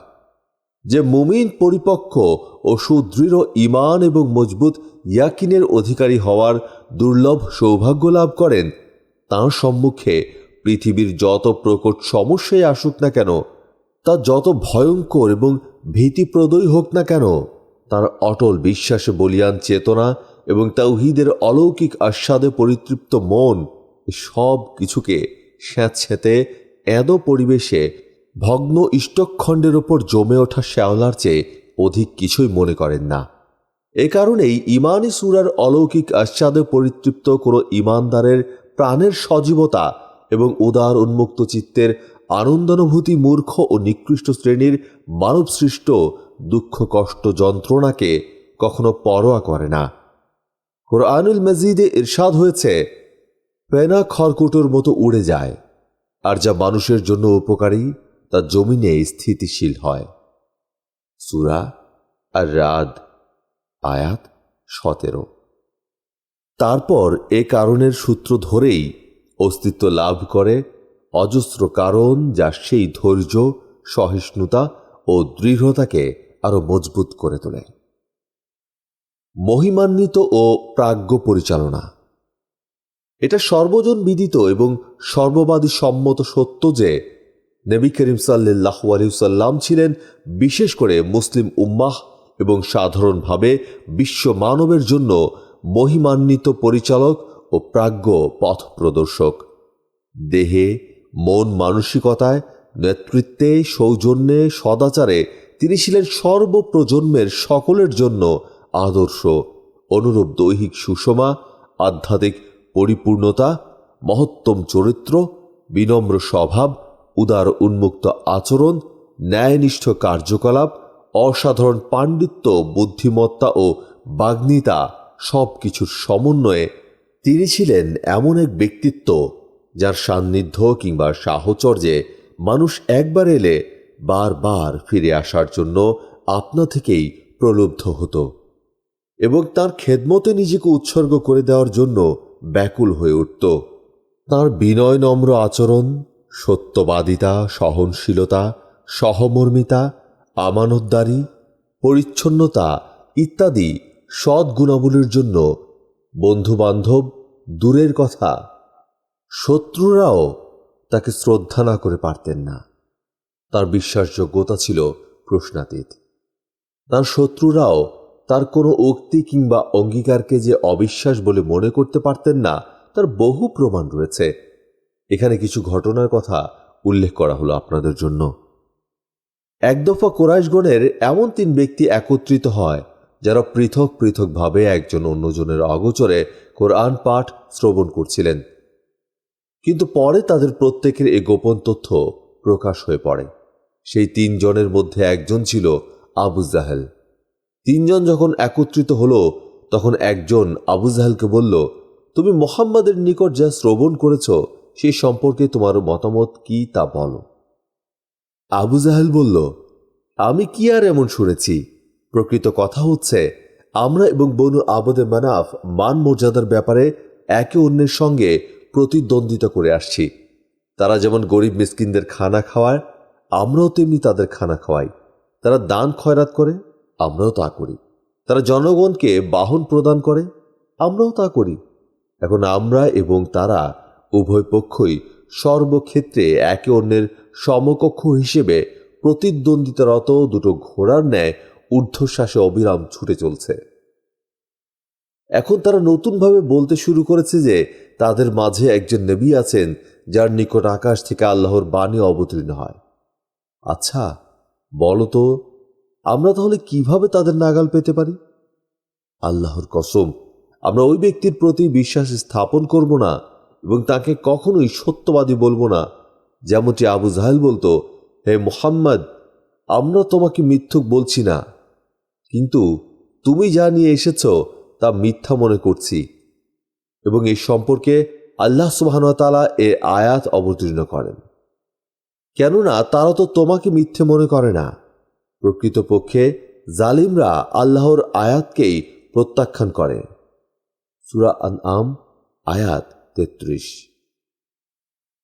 এই ঘটনা পূর্বে সবিস্তারে উল্লেখ করা হয়েছে যে একদিন কাফেরগণ রাসূলুল্লাহ সাল্লাল্লাহু আলাইহি সাল্লামকে ৩ বার অভিশাপ দেন। তৃতীয় দফায় নবী করিম সাল্লাল্লাহু আলাইহি সাল্লাম ইরশাদ করলেন, হে কুরাইশগণ, আমি কোরবানির পশু নিয়ে তোমাদের নিকট আগমন করছি। এ কথা তখন তাদের ওপর এমনভাবে প্রভাব সৃষ্টি করল যে যে ব্যক্তি শত্রুতায় সকলের চেয়ে অগ্রগামী ছিল সেই সর্বোৎকৃষ্ট কথাবার্তা দ্বারা নবী করিম সাল্লাল্লাহু আলাইহি সাল্লামকে সন্তুষ্ট করতে সচেষ্ট হল। অনুরূপভাবে আরও একটি ঘটনাও আপনাদের জন্য তুলে ধরছি।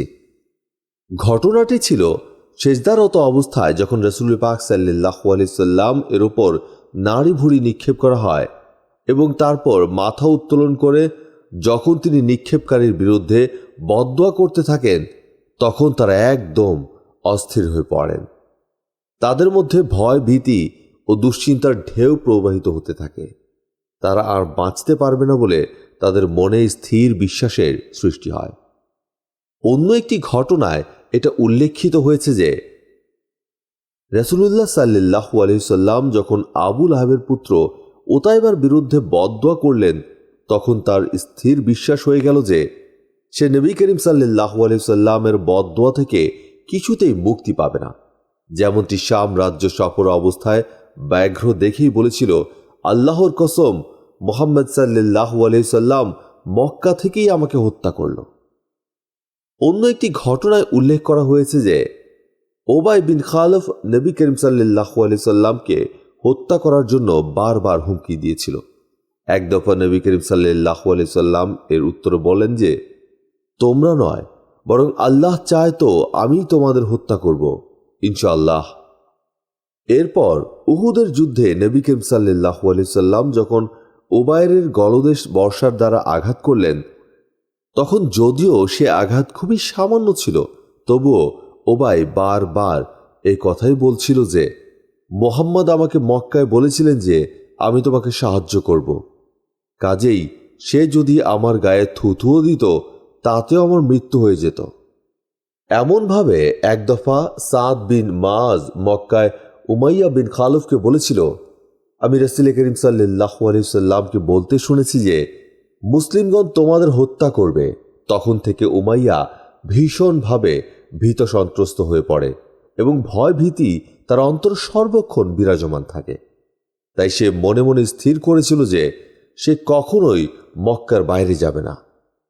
কিন্তু বদর যুদ্ধের সময় আবু জাহেলের পীড়াপিড়ি এবং চাপের মুখে বদর যুদ্ধে অংশগ্রহণের জন্য মক্কার বাইরে যেতে বাধ্য হয়েছিল।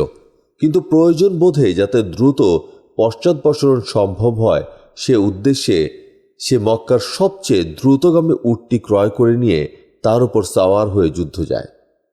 এদিকে যুদ্ধে যাওয়ার প্রস্তুতি প্রত্যক্ষ করে তার স্ত্রীও তাকে বলে বাধা দেয় যে আবু সাফওয়ান, আপনার ইয়াসরিবি ভাই যা বলেছিলেন আপনি কি তা ভুলে গেছেন? সে উত্তর দিল, না ভুলিনি, তবে আল্লাহর শপথ তাদের সঙ্গে আমি অল্প দূরত্বেই যাব। এতই ছিল নবী করিম সাল্লাল্লাহু আলাইহি সাল্লামের শাসন ব্যবস্থা। অন্যদিকে তার সাহাবীগণের, সঙ্গী সাথী ও বন্ধু বান্ধবগণের সকলের কাছে তিনি ছিলেন প্রাণের চেয়েও প্রিয়। তিনি ছিলেন সকলের চিন্তা চেতনা ও অন্তরের চিকিৎসক। তাদের অন্তর থেকে উচ্চারিত ভক্তি ও ভালোবাসার ধারা ঠিক সেভাবে নবী করিম সাল্লাল্লাহু আলাইহি সাল্লামের দিকে প্রবাহিত হতো, যেমনটি জলের ধারা উচ্চ থেকে নিম্নভূমির দিকে প্রবল বেগে প্রসারিত হতে থাকে, এবং তাদের সকলের প্রাণ ঠিক সেইভাবে নবী করিম সাল্লাল্লাহু আলাইহি সাল্লামের দিকে আকর্ষিত হতে থাকত, যেমনটি সাধারণ লৌহখণ্ড আকর্ষিত হতে থাকে চৌম্বক লৌহের আকর্ষণে। মুহাম্মদের ছবি প্রতিটি মানবদেহের জন্য মূল অস্তিত্ব স্বরূপ ছিল, এবং তার বাস্তব অস্তিত্ব প্রতিটি অন্তরের জন্য চৌম্বকের মতো ছিল। রাসূলুল্লাহ সাল্লাল্লাহু আলাইহি সাল্লামের জন্য সাহাবীগণ এর অন্তরে প্রেম, প্রীতি, শ্রদ্ধা, ভক্তি ও ভালোবাসার যে বেহেশতি ধারা সর্বক্ষণ প্রবাহিত হতো, অখণ্ড মানব জাতির ইতিহাসে কোথাও তার কোনো তুলনা মেলে না। সাহাবীগণ রাসূলুল্লাহ সাল্লাল্লাহু আলাইহি সাল্লামের জন্য কখনো কোনো ত্যাগ স্বীকারকেই বড় বলে মনে করতেন না, এমনকি এ কথাও পছন্দ করতেন না যে রাসূলুল্লাহ সাল্লাল্লাহু আলাইহি সাল্লামের নখে সামান্যতম আঘাত লাগুক কিংবা তার পায়ে কাঁটার আঁচড় লাগুক। তার জন্য তাদের নিজেদের জীবন পর্যন্ত ত্যাগ করতে তারা সর্বক্ষণ প্রস্তুত থাকতেন। একদিন আবু বকর সিদ্দিক রাদিয়াল্লাহু তাআলা আনহু অত্যন্ত শোচনীয়ভাবে প্রহৃত হলেন। উতবাহ বিন রাবিয়াহ তার নিকটে এসে তালিযুক্ত জুতো দ্বারা প্রহার করতে লাগল। বিশেষ করে চেহারা লক্ষ্য করে মারতে মারতে তার পিঠের ওপর চড়ে বসল। এ অবস্থায় তার গোত্র বনু তাইমের লোকজন তাকে কাপড়ে জড়িয়ে বাড়ি আনে। তাদের বিশ্বাস ছিল যে তিনি আর বাঁচবেন না, কিন্তু দিনের শেষ ভাগে তার কথা বের হলো, আর সব কিছুর আগে প্রশ্ন করলেন, রাসূলুল্লাহ সাল্লাল্লাহু আলাইহি সাল্লামের অবস্থা কি? এর জন্য বনু তাইমের লোকেরা তাকে বকাঝকা করল। তার মা উম্মুল খায়েরকে কথা বলে তারা ফিরে গেল যে তাকে কিছু পানাহার করাবে। একেবারে একাকী অবস্থায় তিনি আবু বকর সিদ্দিক রাদিয়াল্লাহু তাআলা আনহুকে কিছু পানাহারের জন্য অনুরোধ করলেন, কিন্তু তিনি কথাই বলতে থাকলেন, রাসূলুল্লাহ সাল্লাল্লাহু আলাইহি সাল্লামের কি অবস্থা? পরিশেষে উম্মুল খায়ের বললেন, আমি তোমার সাথী সংবাদ জানি না। আবু বকর সিদ্দিক রাদিয়াল্লাহু তাআলা আনহু বললেন, উম্মু জামিল বিনতে খাত্তাবের নিকট যাও এবং তাকে জিজ্ঞেস করো। তিনি উম্মু জামিলের নিকট গিয়ে জিজ্ঞেস করলেন, আবু বকর সিদ্দিক রাদিয়াল্লাহু তাআলা আনহু তোমার নিকট মুহাম্মদ বিন আব্দুল্লাহ সাল্লাল্লাহু আলাইহি সাল্লাম সম্পর্কে জিজ্ঞেস করছে। উম্মু জামিল বললেন, আমি না চিনি মুহাম্মদ সাল্লাল্লাহু আলাইহি সাল্লামকে, আর না চিনি আবু বকর সিদ্দিক রাদিয়াল্লাহু তাআলা আনহুকে। তবে তুমি যদি চাও তাহলে তোমার সঙ্গে তোমার পুত্রের নিকট যেতে পারি। উম্মুল খায়ের বললেন, খুবই ভালো। এরপর উম্মু জামিল তার সঙ্গে এসে দেখলেন আবু বকর সিদ্দিক রাদিয়াল্লাহু তাআলা আনহু চরম শ্রান্ত, ক্লান্ত এবং বিপর্যস্ত অবস্থায় পড়ে রয়েছেন। তারপর তার নিকটবর্তী হয়ে চিৎকার করে বললেন, যারা আপনাকে এই দুরবস্থার মধ্যে নিপতিত করেছে তারা অবশ্যই জঘন্য প্রকৃতির লোক এবং অমানুষ কাফের। আমি আশা করি যে আল্লাহ আপনার এ অন্যায়ের প্রতিশোধ গ্রহণ করবেন। আবু বকর সিদ্দিক রাদিয়াল্লাহু তাআলা আনহু জিজ্ঞেস করলেন, রাসূলুল্লাহ সাল্লাল্লাহু আলাইহি সাল্লামের কি হয়েছে? তিনি বললেন, আপনার মা তো শুনছেন। বললেন, কোনো অসুবিধা নেই। তিনি বললেন, সহিহ সালামতে আছেন। কোথায় আছেন তিনি? ইবনু আরকামের বাড়িতে। আবু বকর সিদ্দিক রাদিয়াল্লাহু তাআলা আনহু বললেন, যতক্ষণ আমি রাসূলুল্লাহ সাল্লাল্লাহু আলাইহি সাল্লামের দরবারে উপস্থিত না হব ততক্ষণ আমি খাদ্য কিংবা পানীয় কোনো কিছুই গ্রহণ করব না। এটাই হচ্ছে আল্লাহর জন্য আমার অঙ্গীকার। তারপর উম্মুল খায়ের এবং উম্মু জামিল সেখানেই অবস্থান করলেন। লোকদের আগমন এবং প্রত্যাগমন বন্ধ হয়ে যাওয়ার পর যখন নিস্তব্ধতা বিরাজ করতে থাকল, তখন মহিলাদ্বয় আবু বকর সিদ্দিক রাদিয়াল্লাহু তাআলা আনহুকে সঙ্গে নিয়ে বের হলেন। তিনি তাদের উপর ভর দিয়ে চলতে থাকলেন এবং এভাবে তারা তাকে রাসূলুল্লাহ সাল্লাল্লাহু আলাইহি সাল্লামের খেদমতে পৌঁছে দিলেন। নবী করিম সাল্লাল্লাহু আলাইহি সাল্লামের জন্য শ্রদ্ধা, মহব্বত, উৎসর্গীকরণ ও ত্যাগ তিতিক্ষার বিরল ঘটনাবলী আমাদের আলোচনার বিভিন্ন স্থানে বিভিন্ন প্রসঙ্গে বর্ণিত হবে। বিশেষ করে উহুদ যুদ্ধের ঘটনাবলী এবং খোবায়েরের প্রসঙ্গে সেগুলো বিশেষভাবে উল্লেখ করা হবে। দায়িত্ববোধের অনুভূতি। সাহাবীগণ এটা সুস্পষ্টভাবে অবগত ছিলেন যে এ এক মুষ্টি মাটি যাকে মানুষ বলে আখ্যায়িত করা হয়েছে, আল্লাহর তরফ থেকে তার উপর যে বিশাল এবং দুর্বহ দায়িত্ব অর্পিত হয়েছে, কোনো অবস্থাতেই তা থেকে বিমুখ হওয়া কিংবা তাকে এড়িয়ে চলা সম্ভব নয়। কারণ দায়িত্ব বিমুখ হলে কিংবা দায়িত্ব এড়িয়ে গেলে তার ফল যা হবে তা কাফির মুশরিকগণের অন্যায়, অত্যাচার এবং নির্যাতন, নিপীড়নের তুলনায় 7 সহস্র গুণ বেশি ভয়াবহ এবং বিধ্বংসীকারী হবে। অধিকাংশ কর্তব্য বিমুখ হলে কিংবা কর্তব্য এড়িয়ে গেলে নিজের এবং সমগ্র মানবতার যে ক্ষতি হবে এবং এমন সব সমস্যার উদ্ভব হবে যার তুলনায় এসব দুঃখ, কষ্ট এবং ক্ষয়ক্ষতি তেমন কিছুই নয়। পরকালীন জীবনে বিশ্বাস। আল্লাহর জমিনে দিন কায়েম করার ব্যাপারে আল্লাহর তরফ থেকে মানুষের ওপর যে দায়িত্ব অর্পিত হয়েছে তৎসম্পর্কিত বোধকে শক্তিশালী এবং কর্মমুখী করার অন্যতম শক্তিশালী মাধ্যম হচ্ছে পরকালীন জীবনে বিশ্বাস। সাহাবায়ে কেরাম রাদিয়াল্লাহু তাআলা আনহু এ কথার উপর অটল বিশ্বাস স্থাপন করেছিলেন যে পরকালীন জীবনে বিচার দিবসে তাদেরকে অবশ্যই রব্বুল আলামিনের নিকট নিজেদের কার্যকলাপের সূক্ষ্মাতিসূক্ষ্ম হিসাব দিতে হবে। পুণ্যবানগণ অনন্ত সুখ শান্তির চিরস্থায়ী আবাস জান্নাতে চিরকাল মহাসুখে বসবাস করতে থাকবেন। পক্ষান্তরে পাপী তাপীগণ দুঃখ, কষ্ট ও যন্ত্রণার আবাসস্থল জাহান্নামে নিক্ষিপ্ত হবে, অবর্ণনীয় দুঃখ, কষ্ট ও যন্ত্রণা ভোগ করতে থাকবে। তাই তারা সর্বক্ষণ কল্যাণমুখী কাজকর্মে লিপ্ত থাকার মাধ্যমে আল্লাহর সন্তুষ্টি তথা জান্নাত লাভের আশায় উন্মুখ হয়ে থাকতেন। অন্যদিকে তেমনি মহান আল্লাহর অসন্তুষ্টি, জাহান্নামের আযাবের ভয়ে অস্থির হয়ে থাকতেন, যেমনটি নিম্নোক্ত আয়াতে কারিমায় বর্ণিত হয়েছে। যারা তাদের দানের বস্তু দান করে আর তাদের অন্তর ভীত শঙ্কিত থাকে এজন্য যে তাদেরকে তাদের প্রতিপালকের কাছে ফিরে যেতে হবে। সূরা আল মুমিনুন আয়াত 60। এ বিষয়েও তাদের দৃঢ় বিশ্বাস ছিল যে পৃথিবীর সমস্ত সম্পদ, বিত্ত বৈভব ও ভোগবিলাস পারলৌকিক জীবনের সেসবের তুলনায় মশার একটি পাখার সমতুল্যও নয়। তাঁদের এ বিশ্বাস এতই দৃঢ়মূল ছিল যে এর সামনে পৃথিবীর যাবতীয় সমস্যা, দুঃখ, কষ্ট, জুলুম, নির্যাতন সব ছিল অত্যন্ত তুচ্ছ ব্যাপার। কাজেই জুলুম নির্যাতনের মাত্রা যতই বৃদ্ধি পেয়েছে, তাঁদের বিশ্বাস এবং সহনশীলতাও ততোধিক মাত্রায় বৃদ্ধি পেয়েছে, যা কাফির মুশরিক বিরোধী পক্ষকে হতভম্ব ও হতবাক করে দিয়েছে।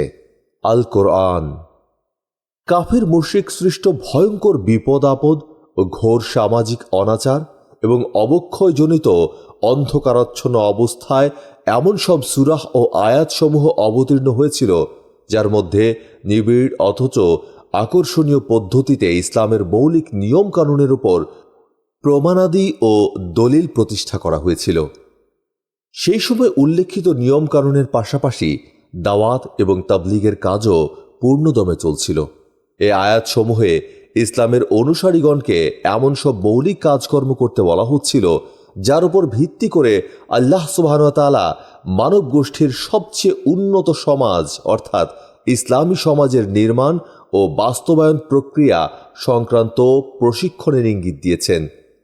উল্লেখিত আয়াতসমূহের মাধ্যমে মুসলিমগণের আবেগ ও অনুভূতিকে স্থায়িত্ব ও দৃঢ়তা দান করা হচ্ছিল।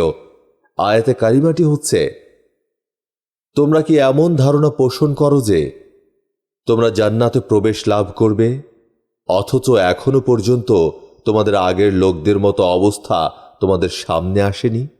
তাদেরকে অভাবের তীব্র তাড়না এবং মুসিবত স্পর্শ করেছিল এবং তারা এতদূর বিকম্পিত হয়েছিল যে নবী ও তার সঙ্গের মুমিনগণ চিৎকার করে বলেছিল, আল্লাহর সাহায্য কখন আসবে?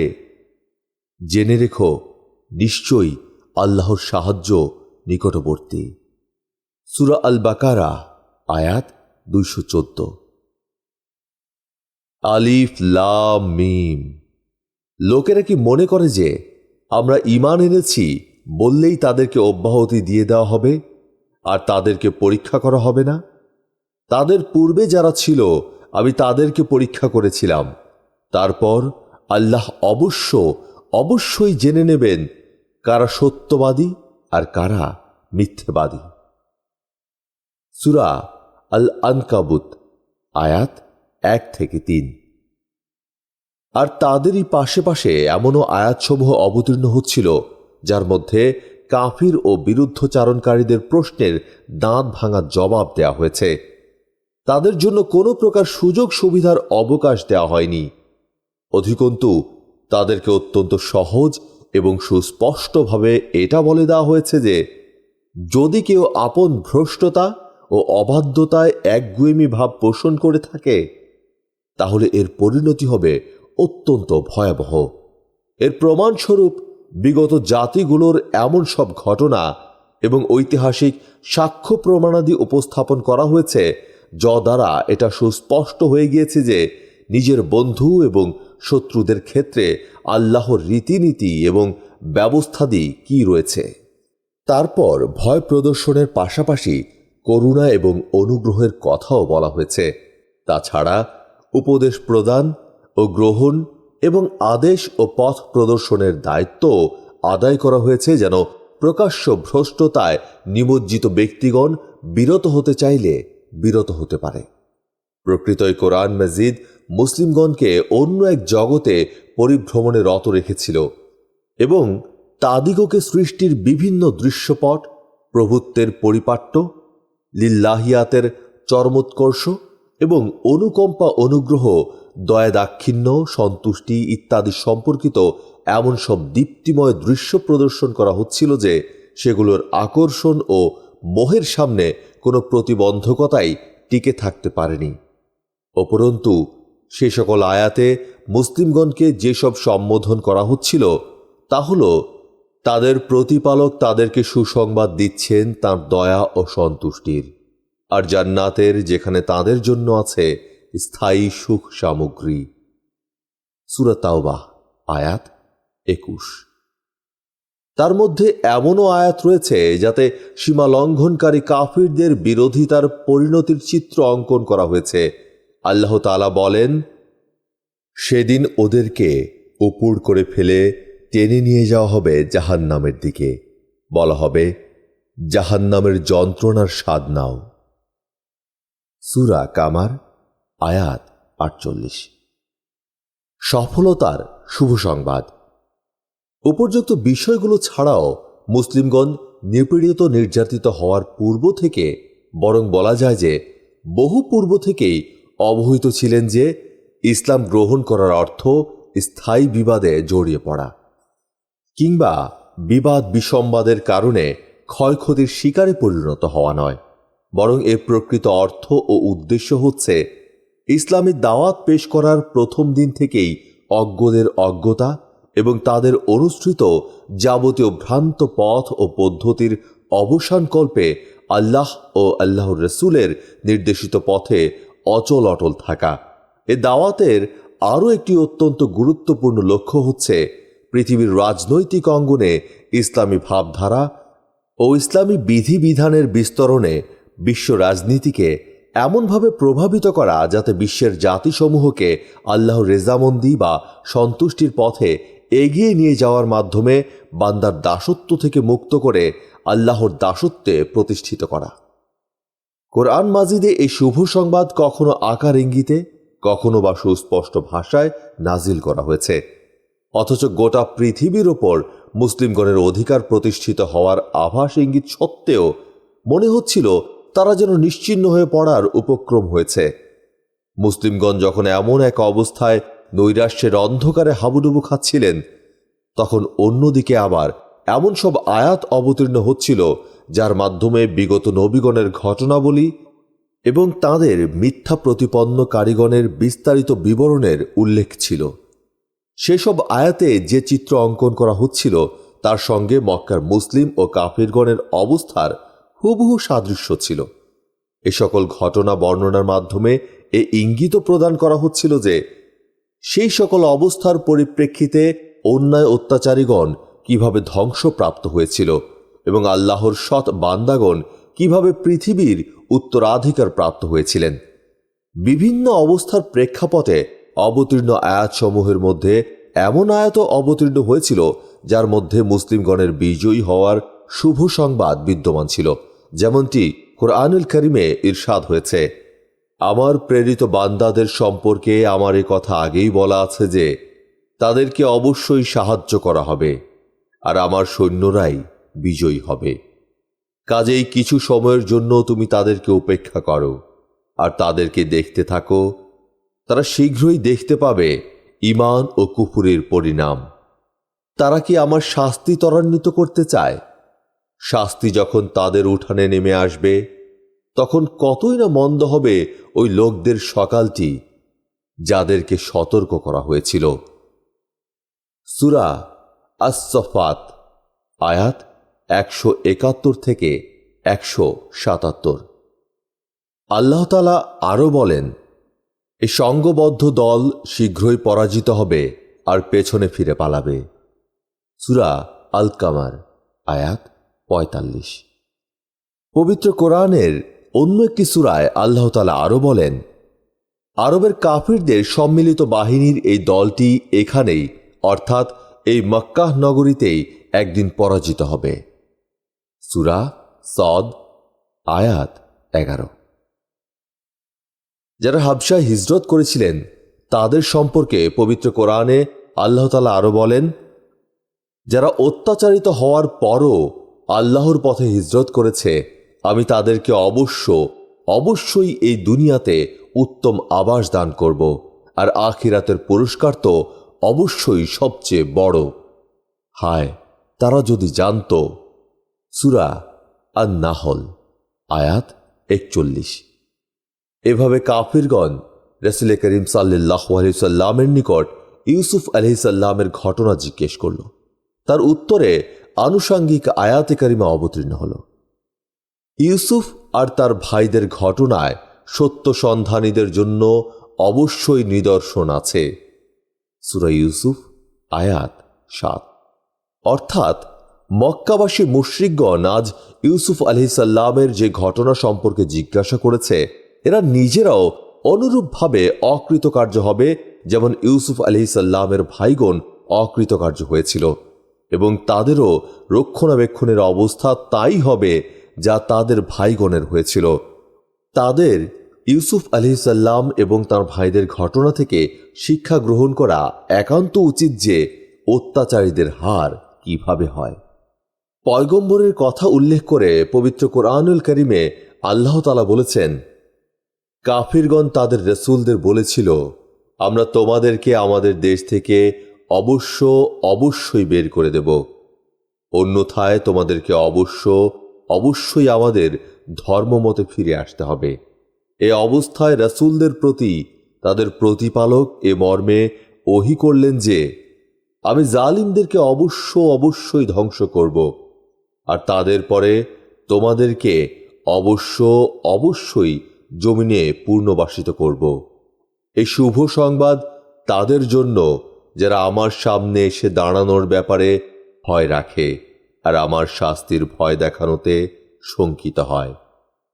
সূরা ইব্রাহিম আয়াত 13 থেকে 14।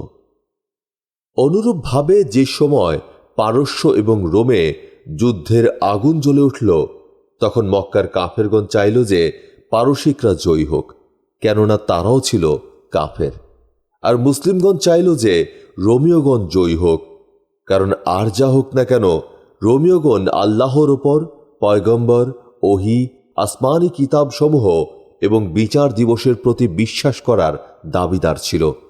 কিন্তু পারস্যবাসীগণ যখন জয়লাভের পথে অনেকটা অগ্রসর হল তখন আল্লাহ তাআলা এই শুভ সংবাদকে যথেষ্ট মনে না করে তার পাশাপাশি এই শুভ সংবাদটিও প্রদান করেন যে রোমীয়গণের বিজয়ী হওয়ার প্রাক্কালে আল্লাহ তাআলা মুসলিমগণকে বিশেষ সাহায্য প্রদান করবেন যাতে তারা সন্তোষ লাভ করবে। যেমনটি ইরশাদ হয়েছে, সেদিন মুমিনরা আনন্দ করবে, সে বিজয় অর্জিত হবে আল্লাহর সাহায্যে। সূরা আর রুম আয়াত 4 থেকে 5। পরবর্তী পর্যায়ে আল্লাহ তাআলার এই সাহায্যই বদর যুদ্ধে অর্জিত মহা সাফল্য এবং বিজয়ের মধ্য দিয়ে রূপ লাভ করে। অধিকন্তু রাসূল করিম সাল্লাল্লাহু আলাইহি সাল্লাম নিজেও অনুরূপ শুভ সংবাদ পরিবেশন করে মুসলিমগণকে উৎসাহিত করতেন। যেমন হজের এবং ওকাজ, মাজান্নাহ, জিলমাজাজের জনগণের মধ্যে প্রচারের জন্য গমন করতেন, তখন শুধুমাত্র জান্নাতেরই সুসংবাদ দিতেন না, বরং পরিষ্কার ভাষায় ঘোষণাও করতেন, ওগো জনগণ, কালেমা লা ইলাহা ইল্লাল্লাহ পাঠ করো, তাহলে সফল কাম হবে এবং এর ফলে আরবের সম্রাট হতে পারবে ও আজম তোমাদের অধীনস্থ হয়ে যাবে। আবার তোমরা যখন মৃত্যুর পরে জান্নাতে প্রবেশ করবে, তখনও তোমরা সেখানে উচ্চ মর্যাদা ও প্রাধান্য লাভ করবে। এই ঘটনা ইতোপূর্বে বর্ণিত হয়েছে। ব্যাপারটি হচ্ছে, যখন উতবা বিন রাবিয়াহ নবী করিম সাল্লাল্লাহু আলাইহি সাল্লামের নিকট পার্থিব জগতের পণ্য দ্রব্যের প্রস্তাব দিয়ে বিনিময় বা লেনদেন করতে চাইল এবং তদুত্তরে রাসূল পাক সাল্লাল্লাহু আলাইহি সাল্লাম হামিম সিজদার আয়াতসমূহ পাঠ করে শোনালেন, তখন উতবার এ বিশ্বাস হয়ে গেল যে শেষ পর্যন্ত মুহাম্মদ সাল্লাল্লাহু আলাইহি সাল্লামই জয়ী হবেন। অনুরূপভাবে আবু তালিবের নিকট আগমনকারী কুরাইশগণের শেষ প্রতিনিধিদের সঙ্গে নবী করিম সাল্লাল্লাহু আলাইহি সাল্লামের যে কথোপকথন হয়েছিল, তারও বিস্তারিত বিবরণ ইতোপূর্বে দেয়া হয়েছে। সে সময়ও নবী করিম সাল্লাল্লাহু আলাইহি সাল্লাম মুশরিকগণকে দ্ব্যর্থহীন কণ্ঠে বলেছিলেন যে তারা যদি তার শুধু একটি কথা মেনে নেয়, তাহলে গোটা আরব জাহানে তাদের সাম্রাজ্য প্রতিষ্ঠিত হয়ে যাবে এবং আজম তাদের অধীনস্থ হয়ে যাবে। খাব্বার বিন আরত্ত বলেছেন যে এক দফা আমি নবী করিম সাল্লাল্লাহু আলাইহি সাল্লামের খেদমতে হাজির ছিলাম। তিনি কাবা ঘরের ছায়ায় একটি চাদরকে বালিশ করে শুয়েছিলেন। সে সময় আমরা মুশরিকগণের হাতে দারুণভাবে নির্যাতিত হচ্ছিলাম। আমি বললাম, আল্লাহর সমীপে প্রার্থনা করছেন না কেন? এ কথা শ্রবণ করে নবী করিম সাল্লাল্লাহু আলাইহি সাল্লামের মুখমণ্ডল রক্তবর্ণ ধারণ করল। তিনি উষ্মার সঙ্গে বললেন, যারা তোমাদের পূর্বে গত হয়ে গেছেন, তাদের শরীরের হাড়ে মাংস পর্যন্ত ছিল না। যাদের শরীরে মাংস ছিল, তাদের মাংসপেশিতে লোহার চিরুনি দ্বারা আঁচড়ানো হতো, কিন্তু নির্যাতিত এবং নিপীড়িত হয়েও তারা কোনোদিন ধৈর্যচ্যুত হননি। তারপর নবীজি বললেন, আল্লাহ দিনকে পূর্ণাঙ্গ করে দেবেন ইনশাআল্লাহ। এমনকি সানা হতে হাজরা মাউত পর্যন্ত একজন আরোহীর যাতায়াতকালে আল্লাহ তাআলা ছাড়া কারোই ভয় থাকবে না, তবে ছাগলের জন্য বাঘের ভয় থাকবে। অন্য এক বর্ণনায় এটাও আছে যে, কিন্তু তোমরা তাড়াহুড়ো করছো। এটা বিশেষভাবে প্রণিধানযোগ্য যে এই শুভ সংবাদের কোনো কিছুই গোপন ছিল না। মুসলিমগণের মতো কাফিরগণও এ সব ব্যাপারে সুবিদিত ছিল। তাদের এ সব কিছু অবগতির কারণে যখন আসওয়াদ বিন মুত্তালিব এবং তার বন্ধুগণ সাহাবীগণকে দেখতে পেত, তখন বিদ্রূপ করে একজন অপরজনকে বলতো, দেখ দেখ, ওই যে পৃথিবীর সম্রাট এসে গেছে, এরা শীঘ্রই কায়সার ও কিসরা বাদশাহকে পরাজিত করবে। এসব কথা বলে তারা করতালি দিত এবং মুখে বিদ্রুপাত্মক শীষ দিত। সে সময় সাহাবীগণের বিরুদ্ধে অন্যায়, অত্যাচার, উৎপীড়ন, নিপীড়ন, লাঞ্ছনা, গঞ্জনা সবকিছুর ব্যাপ্তি এবং মাত্রা উভয় দিক দিয়েই চরমে পৌঁছেছিল। কিন্তু তা সত্ত্বেও জান্নাত লাভের নিশ্চিত আশা, ভরসা এবং উজ্জ্বল ভবিষ্যতের শুভ সংবাদ ঝড়ো হাওয়ার ঝাপটায় নিক্ষিপ্ত ও বিতাড়িত মেঘমালার মতো মুসলিমগণের মানুষ আকাশে থেকে যাবতীয় দুঃখ বিপদকে বিদূরিত করে দিত।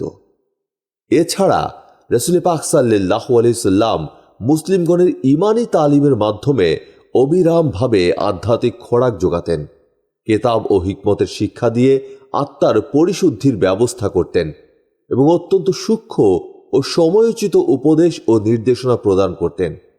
তাছাড়া আত্মসম্মান বোধ, দৈহিক ও মানসিক পরিচ্ছন্নতা, চরিত্র মাধুর্য ও চারিত্রিক পবিত্রতা, সহিষ্ণুতা, সংযম, সত্য ও ন্যায়ের প্রতি অবিচল নিষ্ঠা, অসত্য, অন্যায় ও অবিচারের প্রতি ঘৃণা ও আপসহীন সংগ্রাম ইত্যাদি গুণাবলী অর্জনের মাধ্যমে সাহাবীগণকে এমনভাবে তৈরি করে নিয়েছিলেন যেন তারা প্রয়োজনের মুহূর্তে এক একটি অগ্নিস্ফুলিঙ্গের মতো প্রজ্বলিত হয়ে উঠতে পারেন।